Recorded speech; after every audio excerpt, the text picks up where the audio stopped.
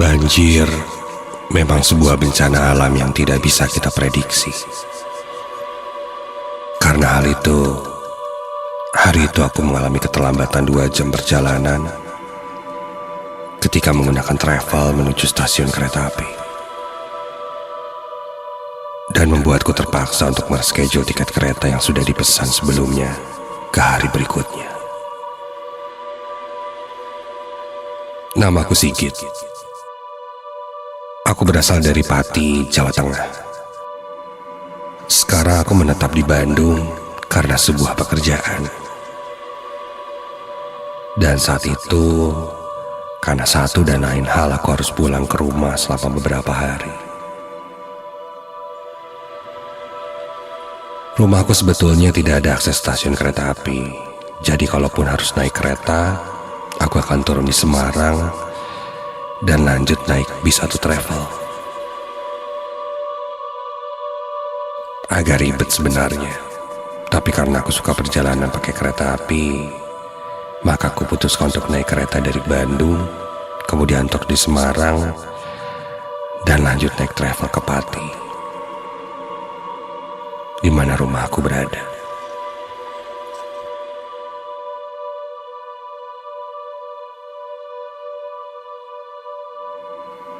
Besoknya, setelah sebelumnya tertunda, aku pun berangkat menggunakan kereta api menuju Semarang.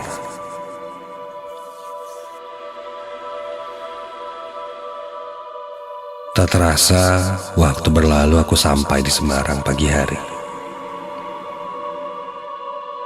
Setelah itu aku lanjut menempati tempat duduk di kursi travel yang sudah aku pesan sebelumnya.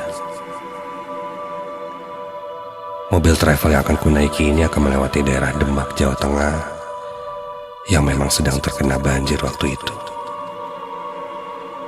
Jalan agak sedikit pelan karena masih ada genangan air.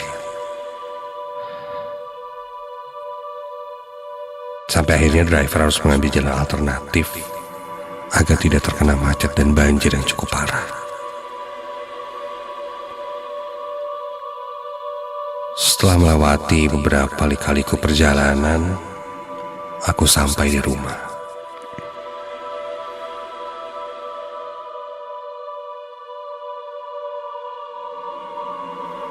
Sampai di rumah, aku menghabiskan waktu kurang lebih 3 hari. Ada hal yang harus kukerjakan saat itu.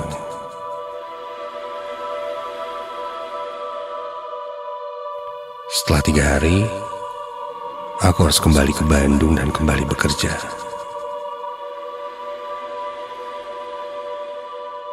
Tiket pulang sudah kupesan menuju Bandung. Sama seperti sebelumnya, aku akan menaiki travel menuju kota Semarang dan lanjut naik kereta api ke Bandung.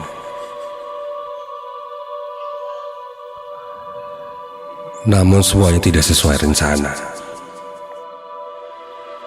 Aku diinfokan akan ada keterlambatan keberangkatan karena banjir yang belum mereda, membuat jalur transportasi agak sedikit terganggu.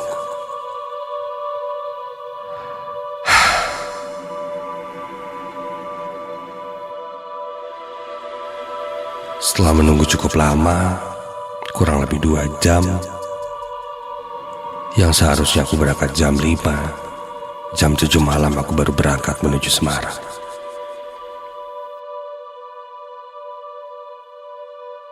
Jelas saat itu aku tertinggal oleh jadwal kereta api yang sudah terjadwalkan berangkat ke Bandung. Akhirnya aku mereschedule tiket keretaku untuk keberangkatan besok. Dan malam itu kuputuskan untuk menginap di Semarang 1 hari. Aku mulai mencari penginapan di sekitar stasiun. Kurang lebih setelah berjalan 2 kilometer, aku menemukan sebuah penginapan. Setelah aku tanya, harganya cukup terjangkau. Akhirnya kuputuskan untuk memesan kamar di hotel itu.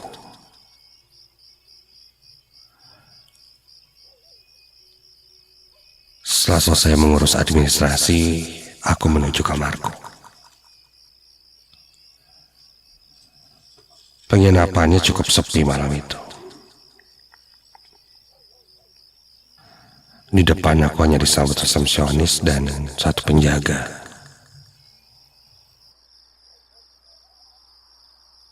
Sepertinya tidak ada yang menginap di sini.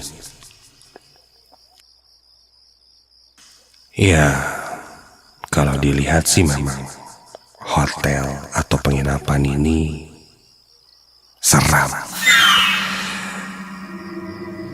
Bentuk bangunannya masih bergaya Belanda, bergaya kuno, lama. Ditambah penerangan seadanya. Lampu-lampu temaram menghiasi setiap sudut, lorong dan ruangan di bangunan itu. Karena sudah hampir tengah malam dan sudah malas juga mencari penginapan lain, ya sudahlah. Daripada tidur di stasiun, aku memilih untuk menginap di hotel ini.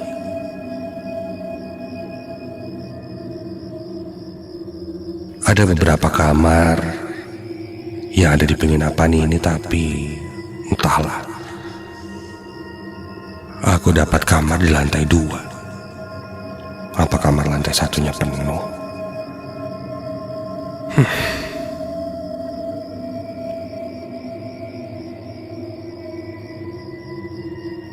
Naik ke lantai 2, makin terlihat bangunan ini membuatku bergidik merinding.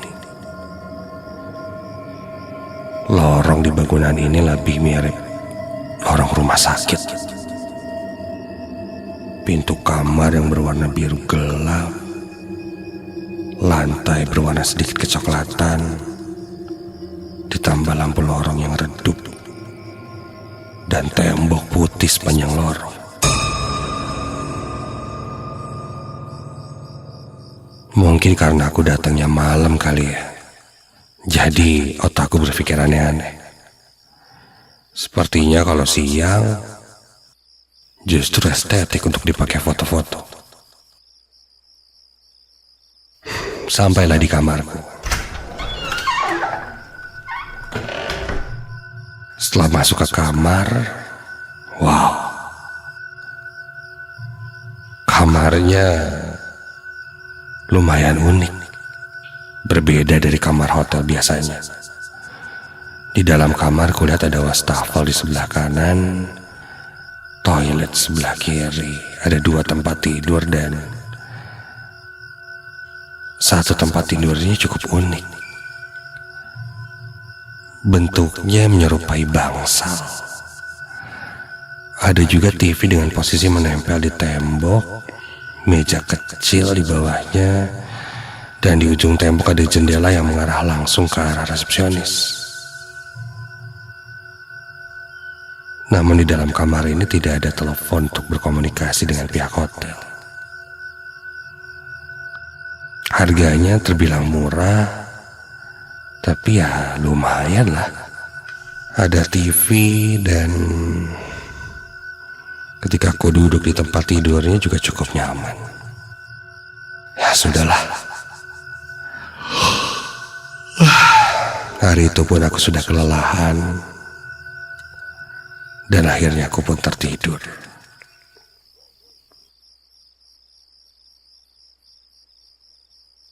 Sampai tiba-tiba aku mendengar suara ketukan pintu. Ketukannya sangat pelan, namun jelas itu adalah pintu kamarku. Ketukan pintunya terus berulang-ulang, seakan memaksaku untuk bangun. Ya sebentar.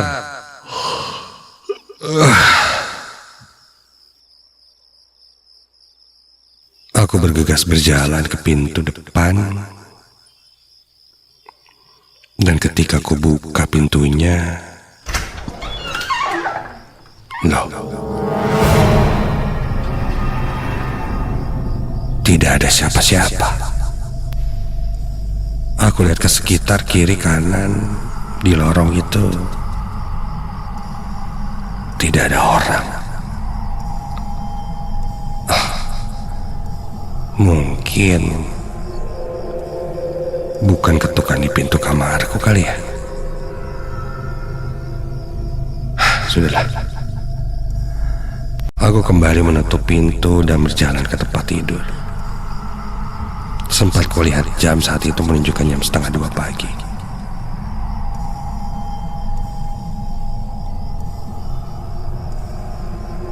Baru saja aku akan terlelap,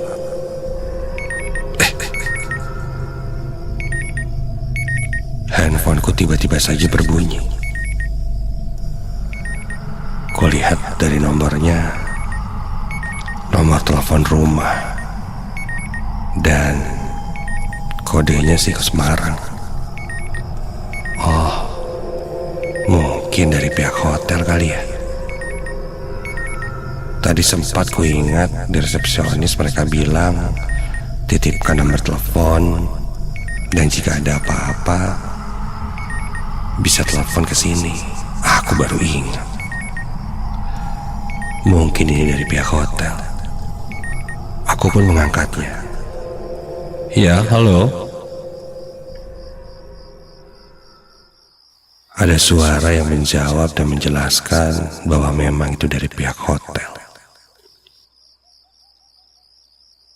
Dari pihak hotel bertanya padaku bahwa kamarku adalah non-smoking.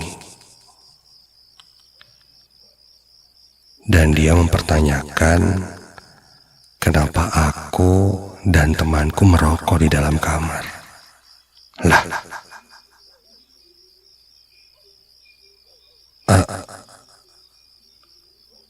aneh. Aku coba mengkonfirmasi, siapa tahu salah kamar. Lagi pula aku sendirian di kamar dan tidak merokok. Namun salah satu staf hotel katanya melihat ada asap yang keluar dari kamarku. Dan terlihat seseorang yang sedang duduk menghadap jendela. Dan tadi terlihat dari bawah anak resepsionis sedang merokok.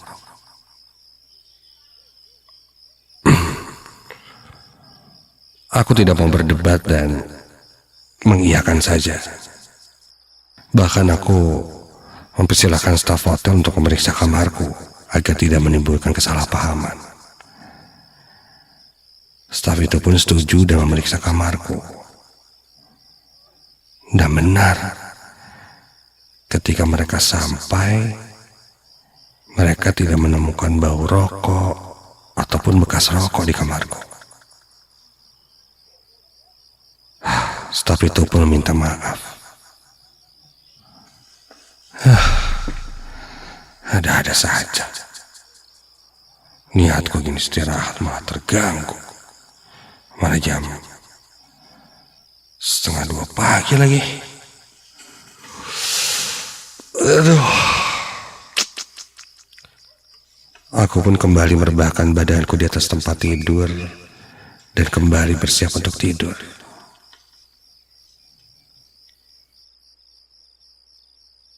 Namun, belum lama aku terlelap, ada yang mengetuk pintu kamarku lagi. Aduh, siapa lagi sini? Bergegas aku berjalan ke arah pintu dan ketika aku buka pintunya,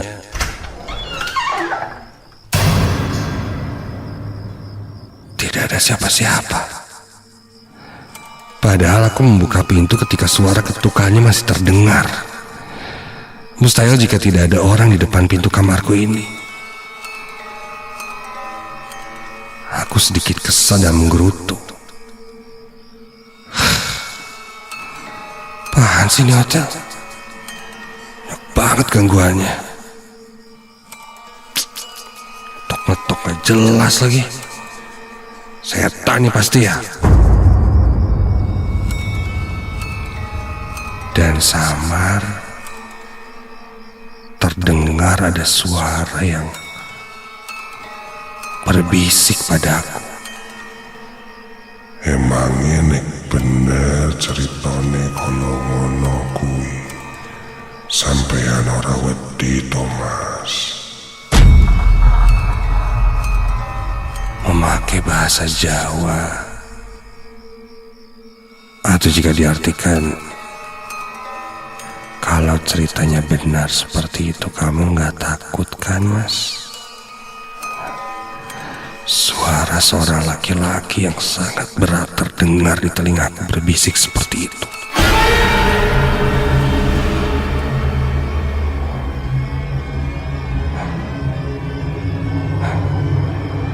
Perlahan aku mundur dari pintu dan berusaha menutup pintunya kembali dengan perlahan. Bulu kuduku berdiri dari ujung kaki ke ujung kepala.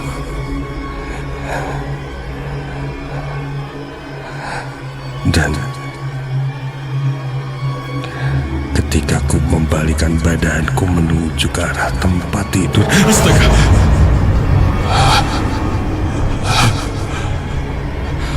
Berdiri seorang laki-laki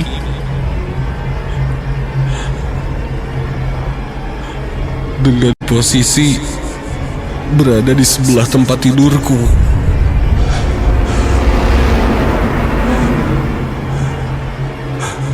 Dan kepala laki-laki itu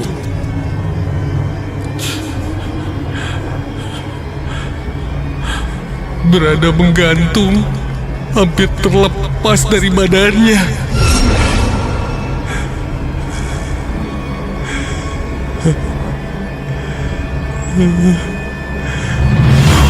Terdengar kali ini suara rintihan seperti minta tolong.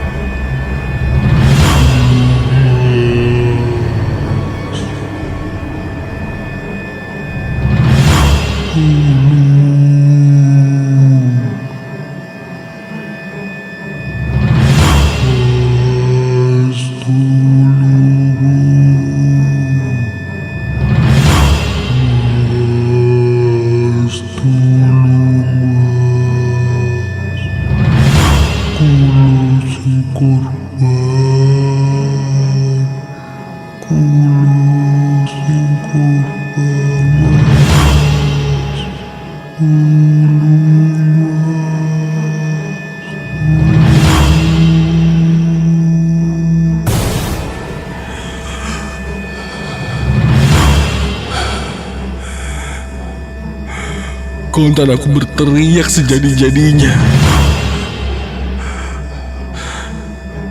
Berteriak sangat kencang sampai tak lama ada seseorang yang masuk ke dalam kamarku. Dia adalah penjaga dari penginapan itu. Dan seketika sosok yang kulihat di sebelah tempat tidurku pun hilang.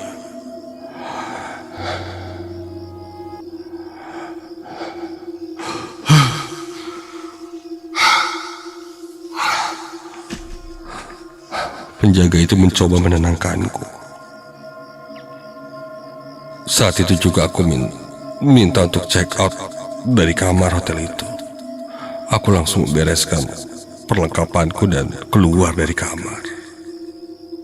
Penjaga itu berusaha menahanku dan menenangkanku, tapi aku tidak mau. Aku ingin buru-buru keluar dari kamar itu.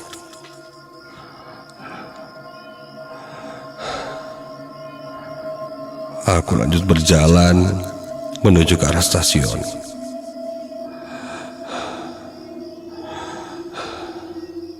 Dan sampai di stasiun, aku duduk di sebuah kursi panjang dan sepertinya akan menghabiskan malam di sana. Terlihat seorang bapak-bapak menghampiriku. Dia bertanya padaku, Kenapa aku terlihat seperti orang yang ketakutan dan panik? Bapak itu mencoba mengajakku bicara.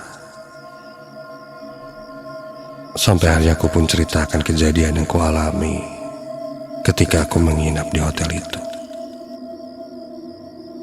Dan selanjutnya bapak itu berkata, hotel yang kumaksud sepertinya hotel yang sudah lama tidak beroperasi. Hotel itu sudah kosong dan sudah tutup, tidak buka sama sekali. Jelas-jelas aku datang ke sana dan menginap di sana. Bahkan untuk meyakinkanku bapak itu bisa mengajaknya kembali untuk melihat hotel itu. Aku sempat cek melalui handphoneku di internet dan memang hotel itu sudah tidak ada. Penasaran, aku pun meminta bapak itu mengantarku untuk melihat. Dan ketika melihatnya langsung, kakiku sangat lemas. Benar saja, hotel itu sudah kosong seperti bangunan terbengkalai. Rumput-rumput ilalangnya pun sudah tinggi. Tidak mungkin. Jelas aku lihat hotel ini sepertinya masih bagus.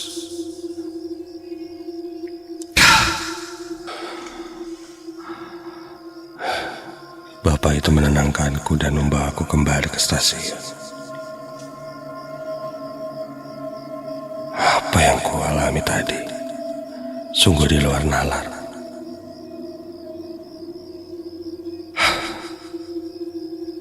Sampai saat ini sebenarnya aku masih tidak percaya dengan apa yang kau lihat, apa yang kau rasakan dan kualami. Tapi kejadian ini benar-benar kualami.